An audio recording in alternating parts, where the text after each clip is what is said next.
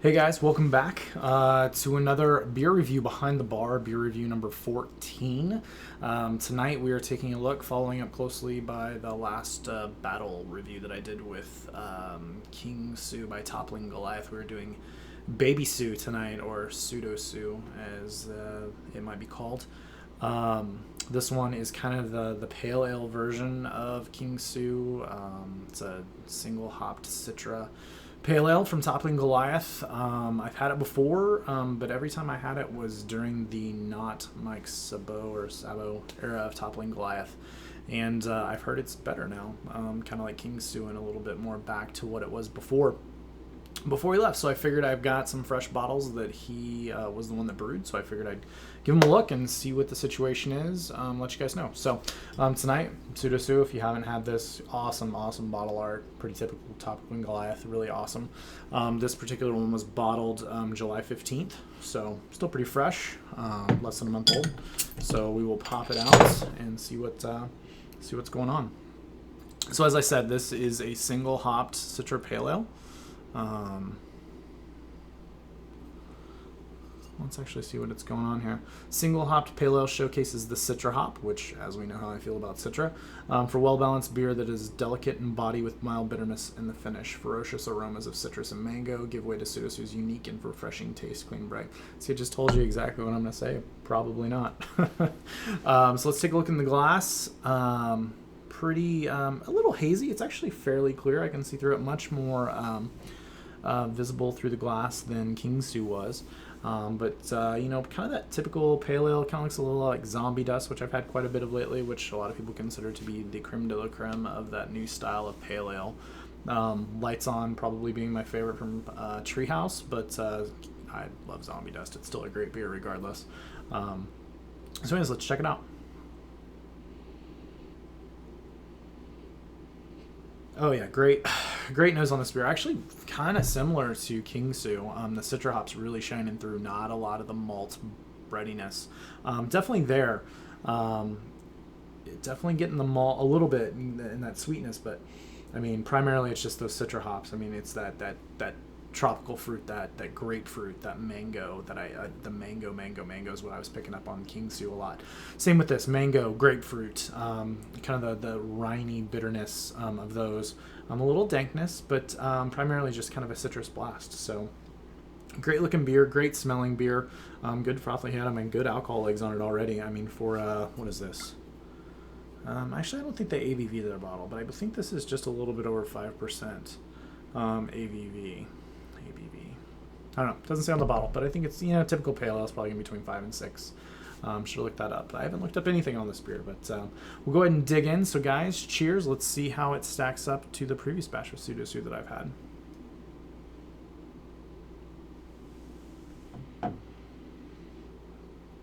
Wow. Up front, just a huge pop of kind of that rindy, like orange peel, grapefruit peel bitterness, but fruity. Huge pop of that. Huge pop.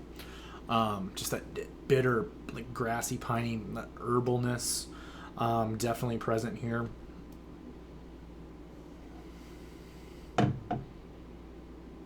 And then those Citra hops, just, I mean, they just kick in full force. It's that grapefruit, that mango, just that mango, man. That's what I'm getting out of this. Grapefruit's definitely present. I've heard other people do reviews of this beer and they pick up on the grapefruit a lot, and it's definitely there. But for me, it's that after mouthfeel just tastes like mango to me. I love it. Follows the nose pretty close. I mean, not a lot of malt backbone. That the malt portion of this beer is very balanced, very.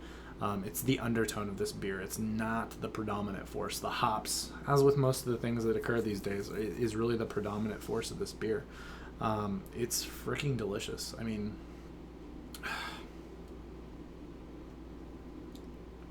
it's definitely better than the previous batch of pseudo that I had. It's more, the hops are more present, the mouthfeel is better. It's the last batch I thought was a little thinner. Great mouthfeel on this, great carbonation. The carbonation on this beer is actually a lot better than King Sue was. Man, I dig this. That grapefruit mango just is fucking awesome. I love it. Great. I mean, this is like the perfect. Toppling Goliath in the last couple months started bottling this in 12-ounce bottles in 4-packs, which is great because I don't always want to open a bomber. Sometimes I just want a 12-ounce bottle of beer. And this is perfect for that. It's pretty readily available now that Toppling Goliath has kind of contracted with Brew Labs. This is a lot easier to get. So they've expanded distribution in Iowa, into Minnesota, I believe, in Wisconsin. Hopefully, maybe we'll see it someday here in the Kansas City area, especially with the Kansas City connection up at Toppling Goliath now with Flanker. That used to be at the Green Room and now works for Toppling Goliath. Hopefully maybe we'll get it down here at some point. I mean, as Brew Labs keeps pumping it out, and if they're happy with the results, hopefully we'll start seeing it. That's all speculation. Nothing's ever been said to me. It's just hoping, praying to the beer gods, as we sometimes say. So, taste on this beer, phenomenal. Aroma, phenomenal. Just appearance, phenomenal. I mean, this is it for pale ale. This is close. I mean, it's this top 4. I mean, it's top 4 pale ale for this version of a style. I mean, if you're comparing it to other pale ales, which would be Zombie Dust, Lights On, 394 from AleSmith. I mean, I like it better than 394. Sorry, Joe. I like it. I don't like it better than Zombie Dust. I like the finish of Zombie Dust a little better, but I think I like this overall better. I don't know if it's better than Lights On, though. That mouthfeel, those Treehouse beers, just, God, again, the Treehouse Behind the Bar channel. I mean, you can't compete with that unless nobody else is doing that except Trillium. So, yeah. So, great beer. I mean, for a review, I'm probably going... I don't know what the Beer Advocate score on this is. I have no idea, but I'm probably going 98 with this beer.